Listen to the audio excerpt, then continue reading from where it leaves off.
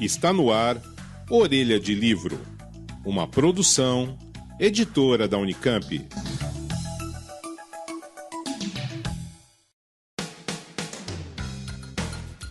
Sejam bem-vindos ao Orelha do Livro, podcast produzido pela editora da Unicamp em parceria com a Web Rádio Unicamp.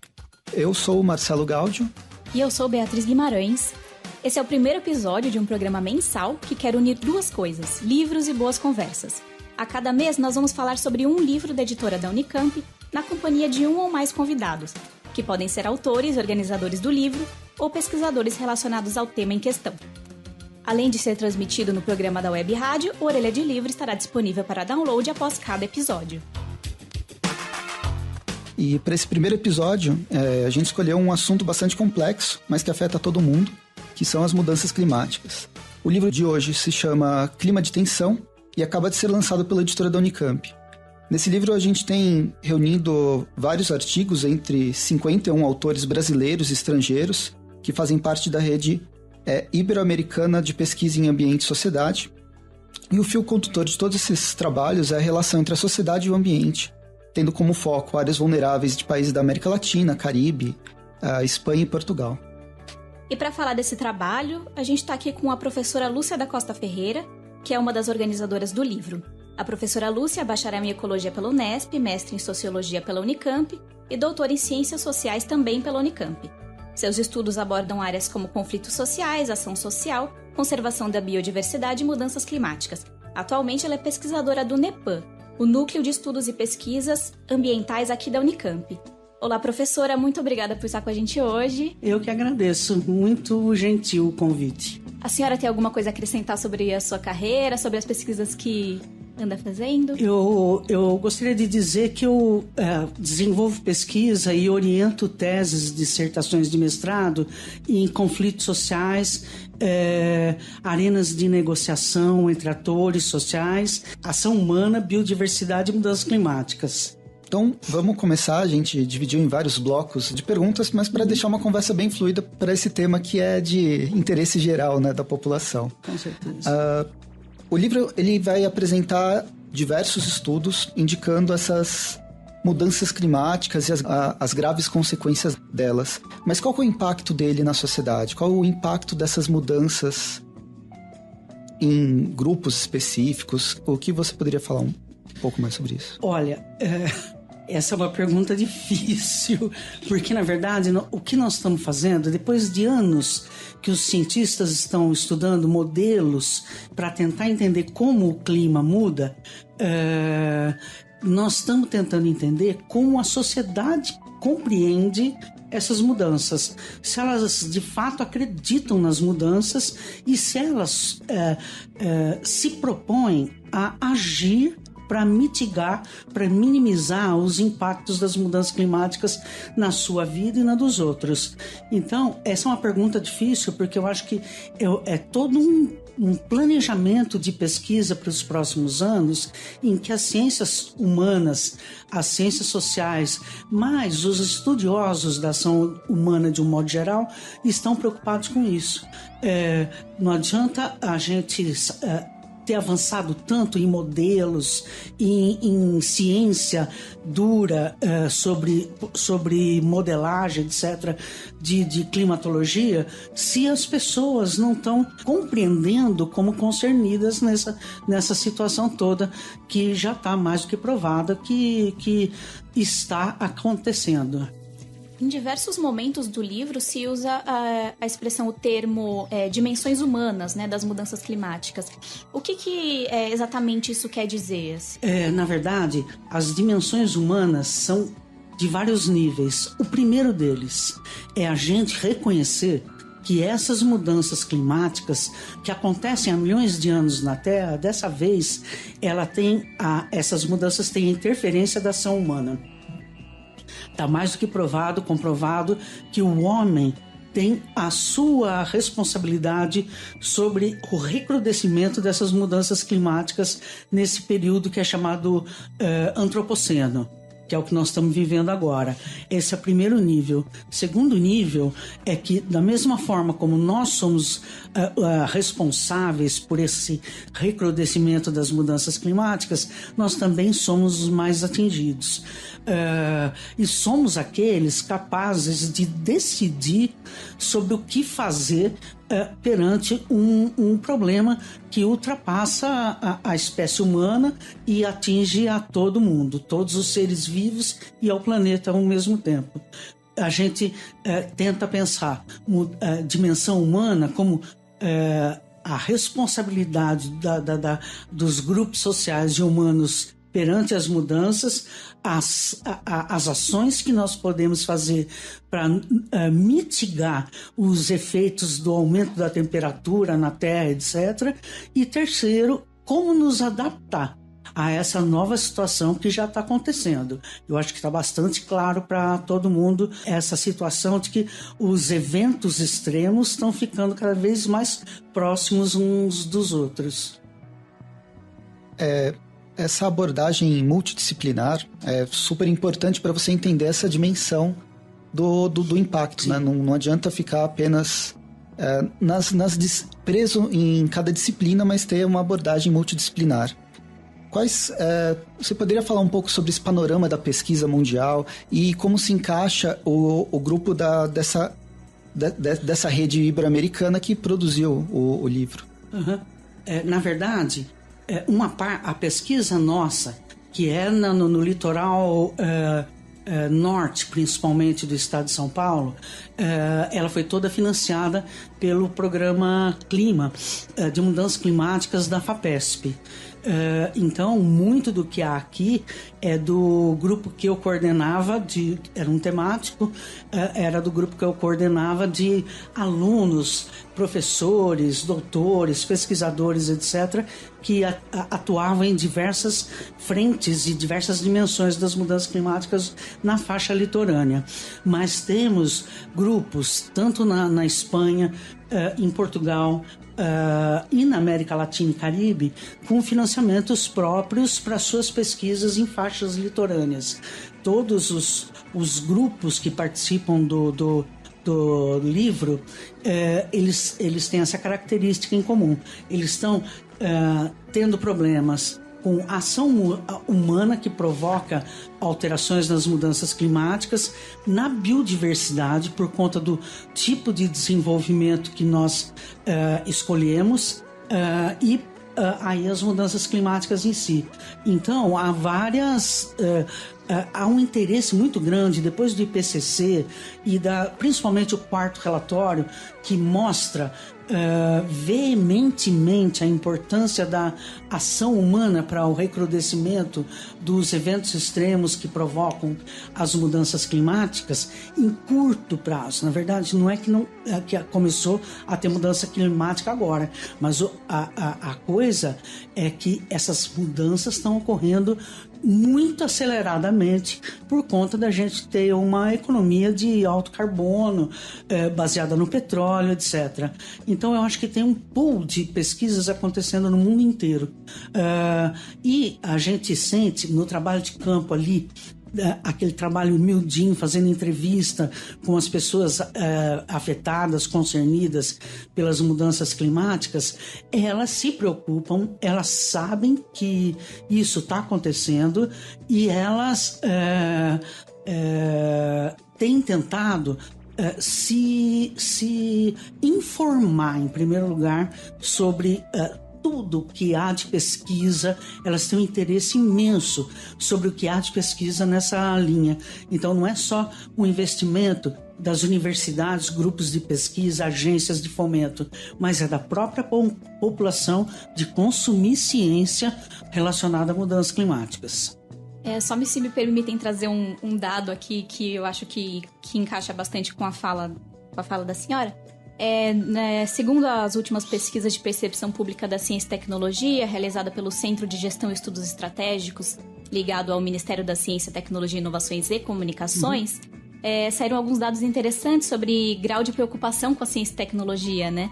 E foi questionado aos entrevistados qual que seria o grau de preocupação deles de 1 a 10 com questão a efeitos de mudanças climáticas e aquecimento global. E a resposta, a média é 9. Então vê-se que é algo que tem gerado muito interesse, com né? certeza. Para vocês terem uma noção, o Fantástico... É claro que eu não estou fazendo uma abordagem quantitativa, é eminentemente qualitativa, mas o Fantástico fez uma série de documentários sobre alterações climáticas e eventos extremos que ele divulgava para os consumidores do seu programa. E isso é impressionante, as pessoas remetem a esse programa quando a gente vai fazer entrevistas sobre mudanças climáticas. Muito boa lembrança sua. Obrigada.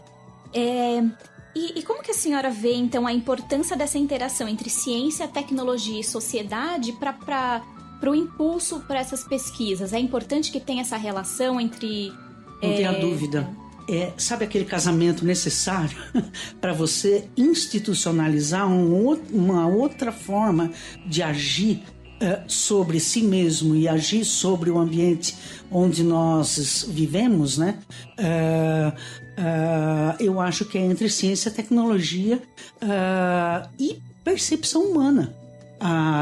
É importantíssimo que há pouco tempo atrás a gente achava que a população, de um modo geral, não teria dificuldade em entender coisas que são para o futuro, que são que você tem que pensar em longo prazo. Mas é impressionante você ir para campo, fazer pesquisa, ouvir pesquisas como essa que você citou, que mostram que as pessoas sabem sim o que está acontecendo e se preocupam com o que está acontecendo, sentem que elas podem também alterar seus comportamentos individuais para que isso possa ser minimizado no curto prazo. Eu não sou otimista a esse ponto de achar que vai dar tempo para tudo isso. Eu não sei. Eu acho que a maior tarefa nossa é tentar diminuir rapidamente os impactos e contra a economia petrolífera.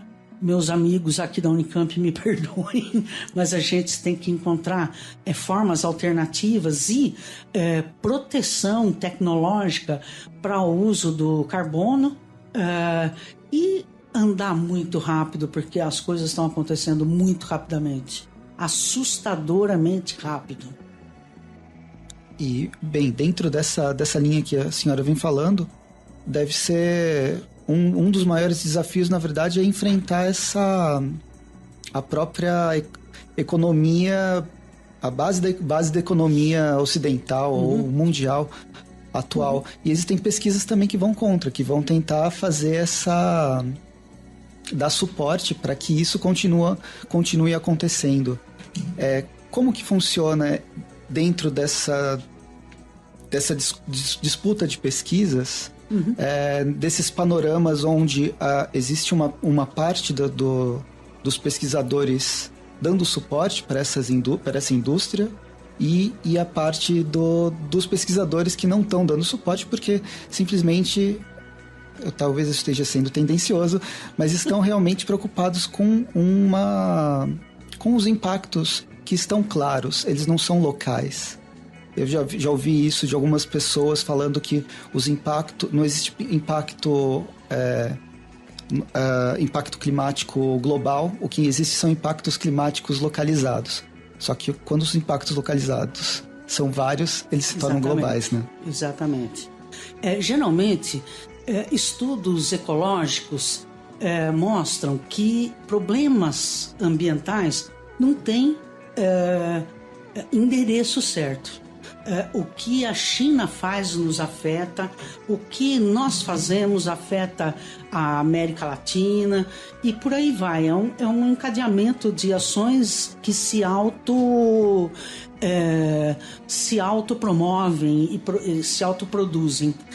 Agora, sabe, eu não vejo, depois desses anos todos de Unicamp pesquisando questão ambiental e pesquisando mudanças climáticas de um modo geral, eu não vejo essa dicotomia tão clara entre aqueles que são contra a tecnologia de alto carbono e aqueles que são contra alternativas de outros tipos de geração de energia e de outras tantas coisas, né?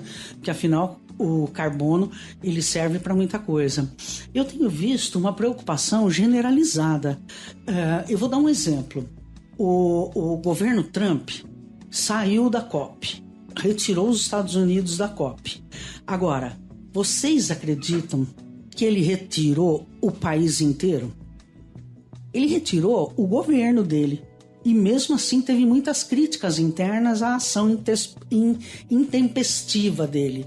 Agora, o povo americano continua lutando para minimizar sua própria ação individual em cima das mudanças climáticas, em cima de alternativas a tipos de energia menos impactantes.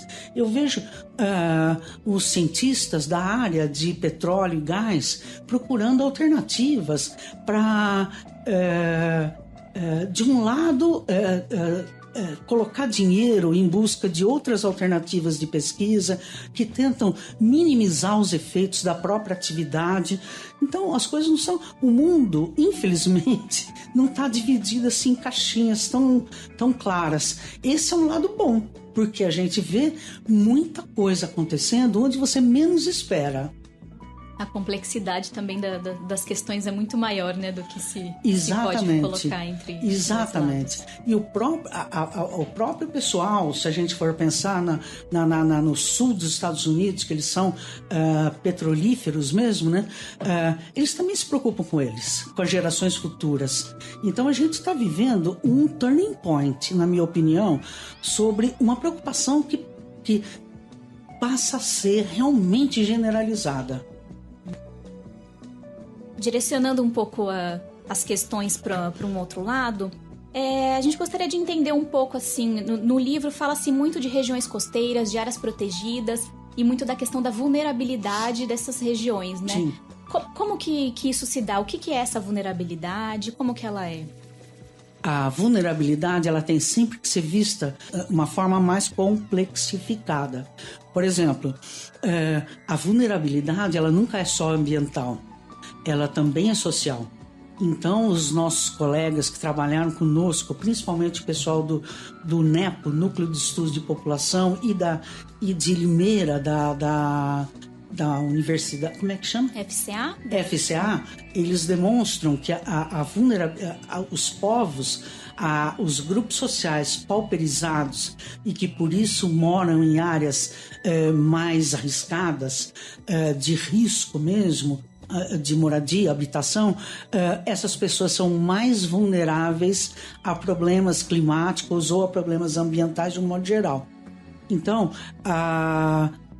por que região costeira? Porque, na verdade, se de fato a gente tem um aumento em graus de temperatura, nós podemos ter um aumento do nível do mar. As regiões costeiras já são muito vulneráveis, porque elas estão em constante transformação, por conta da própria ação das marés, etc. Essas regiões são amplamente afetadas por conta de que é possível, sim. A gente aqui no Brasil pensa que não, mas Ilha Comprida é uma região em que o mar está comendo pelas bordas a ilha. É claro que é fácil dizer que são mudanças climáticas. Eu não sei, porque a Ilha Comprida, por ser aquela salsicha, é muito vulnerável para a ação do mar, né, das marés. Eu tenho uma aluna que está voltando do Alasca. Ela é doutoranda em sociologia e ela está estudando um grupo social que mora numa ilha, Xiximaré, no Alasca, e eles estão sendo colocados para discutir serão realocados ou não. E isso é super difícil, por mais que essa região tenha sido muito apoiada pelo Barack Obama, porque você se transferir uma sociedade de lugar no longo prazo, isso tudo é super complicado. Quando ela voltar, vocês podem fazer uma entrevista com ela. Com certeza, já vamos deixar na agenda. Bem, outros pontos de impacto, você tem as zonas costeiras. No livro eu achei bem interessante também aquele artigo sobre a Bolívia, que é talvez por ela ser um deserto, ela ser uma área mais alta no centro da América, ela também sofre esses impactos. E o impacto do turismo, que é uma outra área, mas também que está trazendo grandes problemas, tanto na questão urbana, quanto a questão urbana trazendo problemas na questão costeira mesmo da Espanha. Não sei se a senhora poderia falar um pouco mais sobre esses outros locais de impacto. Não sei se vocês conhecem a região estudada na Espanha. Ela é muito parecida com o nosso litoral norte de São Paulo. Primeiro, porque ela tem uma indústria portuária de, como é que chama? Produção de navios, etc., intensa. Como nós aqui. Uma indústria de produção de energia, uso de carvão, etc., como nós temos aqui. No litoral norte você vê uma expansão muito grande das indústrias de petróleo, agora com pré-sal, etc. Mas essa região é, acima de tudo, uma região de alto turismo, turismo de alta renda. Então, é simplesmente uma reprodução em outro país com características ambientais um pouco diferentes, mas é uma reprodução do que nós estamos vivendo aqui, que são múltiplas atividades disputando o mesmo espaço e vivendo intensificação de toda a sua ação por conta das mudanças climáticas. Mas eu vou te dar um exemplo. Eu estudei muitos anos e continuo estudando, graças aos meus alunos, a Amazônia.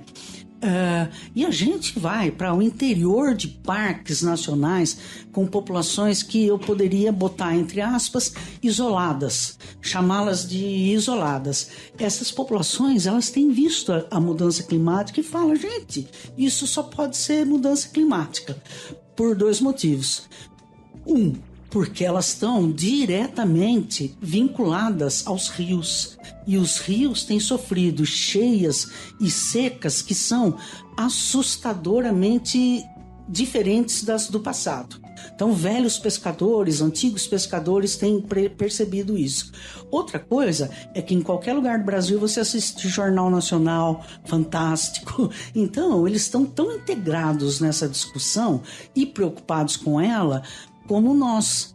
Então, nós temos cada vez mais um público que é universal para se pesquisa em mudanças climáticas. Eles querem saber.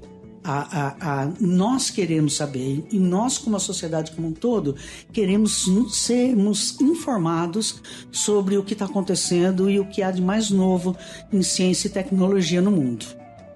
A senhora comentou agora das populações tradicionais, né, de comunidades, e antes da gravação eu estava conversando com o Marcelo e eu comentei que teve alguns momentos do livro, alguns artigos, que eu, como leiga, demorei para entender o que aquilo tinha de relação com as mudanças climáticas, né, e principalmente com essa relação das populações e tal. A senhora poderia falar um pouquinho de como que é esse fio condutor, como que vocês fazem essa relação entre as populações que moram no entorno das áreas protegidas com a questão das mudanças climáticas em si? Em primeiro lugar, você tem uma diminuição da floresta. E floresta é um sumidouro de gases de efeito estufa. Eu não quero ser banal e falar que é o pulmão do mundo, porque não é assim tão fácil. Mas toda essa população que a gente estudou aqui em outras áreas por outros autores do livro demonstram que a população urbana e até a população que você pode chamar de tradicional, como quilombos, indígenas, grupos indígenas, etc., eles estão penetrando a floresta. E a floresta está sendo desgastada não só pelas bordas, mas também na sua qualidade de de dentro para fora. As pessoas derrubam a serrapilheira, que é aquela mata pequenininha que fica embaixo das árvores grandes, etc. Isso tudo tem sido muito importante, não só para expulsar as populações que podem ser chamadas de tradicionais pelo mercado imobiliário, etc., e até por atividades produtivas de grande impacto, essas pessoas que poderiam conservar essas áreas, elas estão sendo penalizadas. Por mais que haja políticas, no estado de São Paulo há muitas políticas para proteção dessa diversidade cultural que existe aqui nas nossas florestas, mas nem sempre são políticas corretas. Eu digo em vários artigos que às vezes essas populações são cristalizadas no tempo, elas não têm direito de exigir escola, posto de saúde, etc. Por quê? Porque elas estão em parques estaduais ou nacionais. Então eu acho que a correlação é direta. Não existe ninguém livre dessa situação que está acontecendo relacionada às mudanças climáticas. Nem aqui no litoral paulista, no litoral do Brasil como um todo, em outras áreas costeiras, mas também na Amazônia, em áreas que você pensa que são o interior do capitalismo, né? Aqueles lugares menos impactados. Na verdade, todo mundo corre risco. Uma coisa que eu gostaria de aproveitar que vocês estão me dando essa oportunidade para dizer que muita gente confunde clima com tempo. Então, é legal a gente ter a oportunidade de dizer isso. Nem sempre o que a gente chama de mudança climática é mudança climática de fato. Um dos nossos entrevistados disse assim, aqui do litoral norte de São Paulo. Ele disse, eu estou dizendo ele genericamente, tá? Ele disse, as mudanças climáticas são um fato. Eu nunca sei que roupa que eu levo para o trabalho. Porque de manhã faz um clima, de tarde faz outro, de noite faz um outro ainda. E não é bem isso, né? Ele está se referindo à atmosfera-tempo. E nós estamos nos referindo a mudanças de longo prazo, que se intensificam no decorrer do tempo. E que nem sempre são perceptíveis para o nosso tempo humano. Acho que seria interessante então já ir para esse aspecto político e quais as ações possíveis ou então os desafios da ação política para tentar melhorar, criar políticas voltadas para tentar minimizar esses impactos. Você vê isso ocorrendo?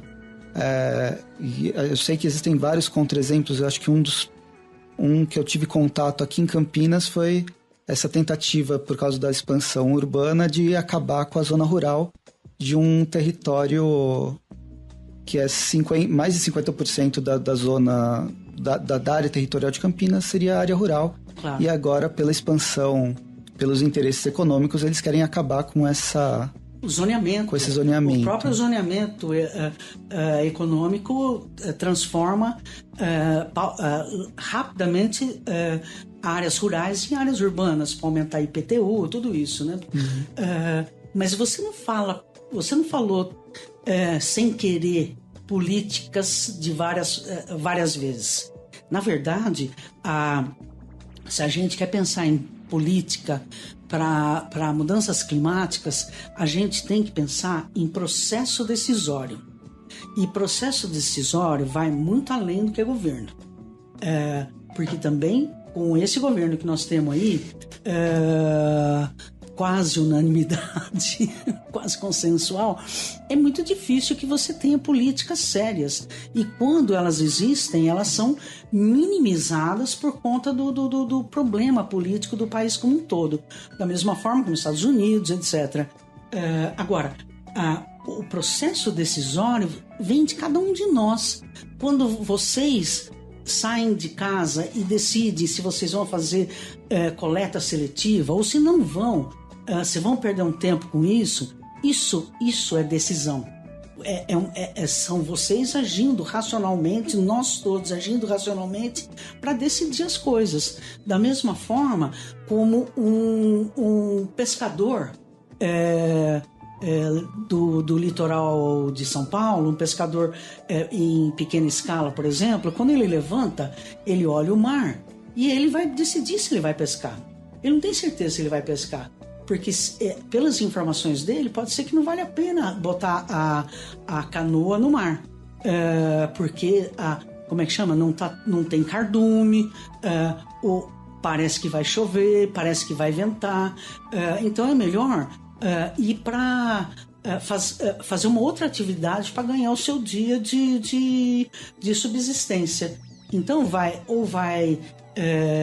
trabalhar na casa em algum condomínio, ou vai procurar uma caça, e por aí vai. A gente tem que pensar política em todos os níveis do processo decisório. Todos decidem, e nós não podemos delegar isso para as instâncias governamentais, de dizer essa decisão é de vocês que se virem com essa encrenca.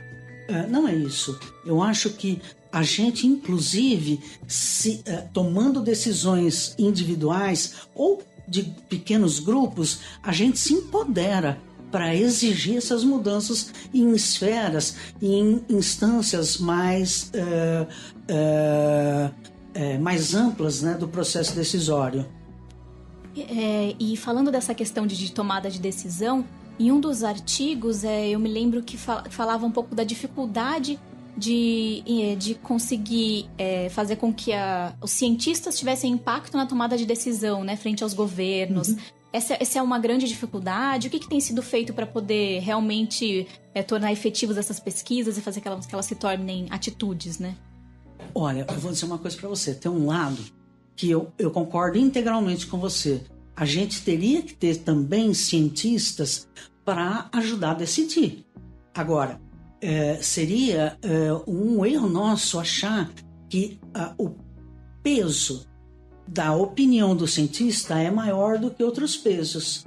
Porque, às vezes, as pessoas, por exemplo, que moram em áreas de risco, na Serra do Mar, por exemplo, elas têm uma visão de estratégias comunitárias para se livrar de determinados riscos que elas correm no dia a dia, que o cientista geralmente não vê, não imagina.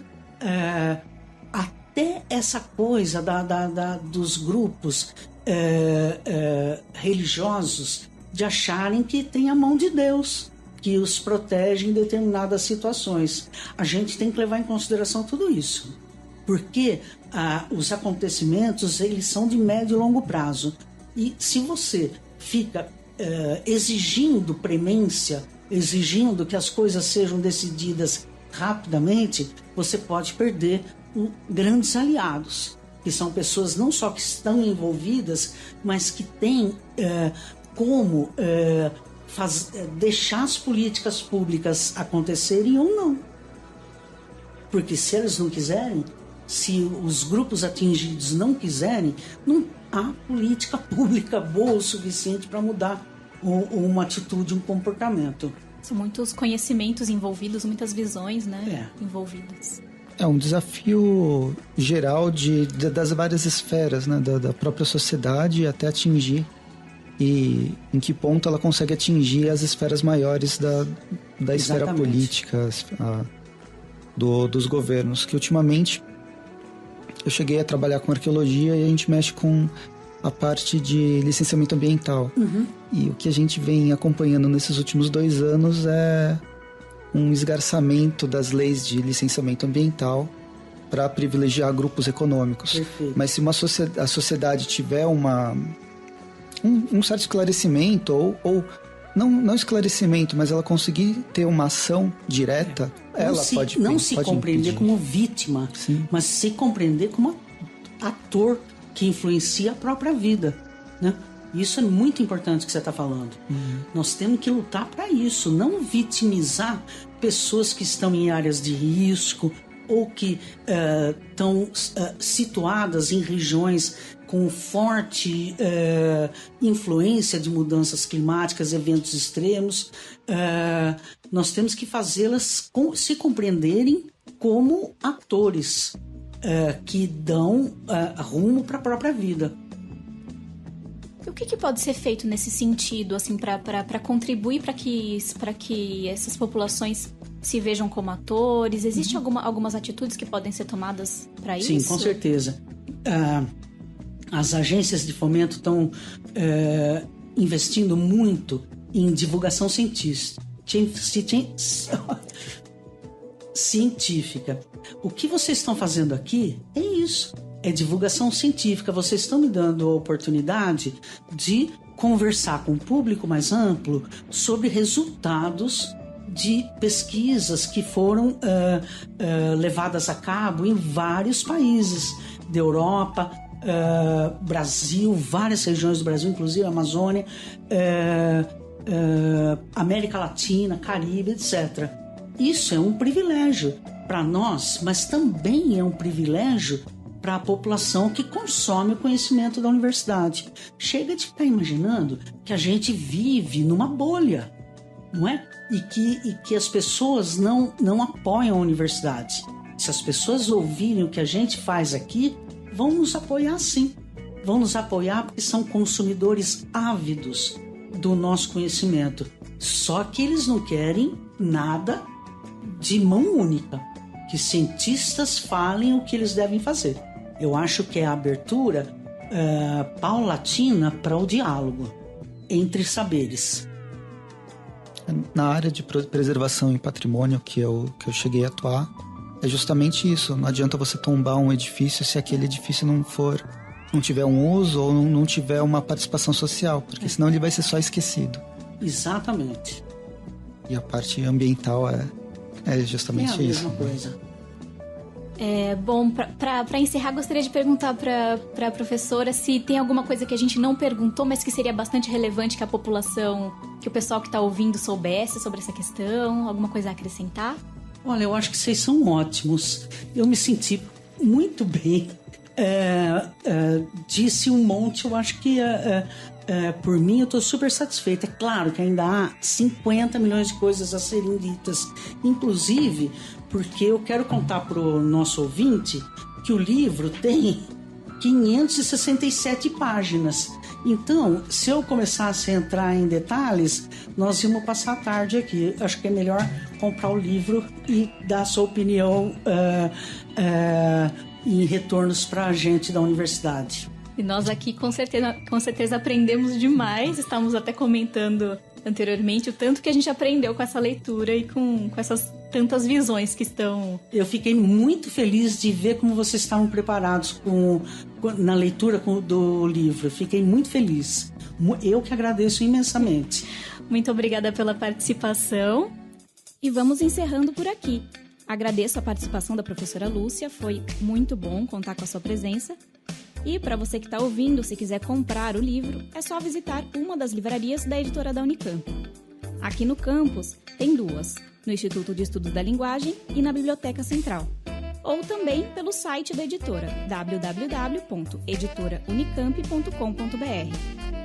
E se você se interessa pelo assunto das mudanças climáticas, também vai gostar de outros 2 lançamentos da editora.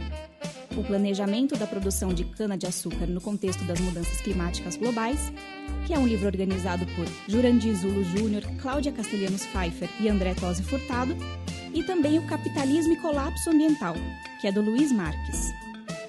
E não deixe de acompanhar a editora da Unicamp por meio do Facebook, Twitter e Instagram. Este foi o Orelha de Livro, uma produção da editora da Unicamp em parceria com a Rádio Unicamp, com os trabalhos técnicos de Ed Paulo Souza. Até a próxima! Termina agora Orelha de Livro, uma produção editora da Unicamp. Continue com nossa programação.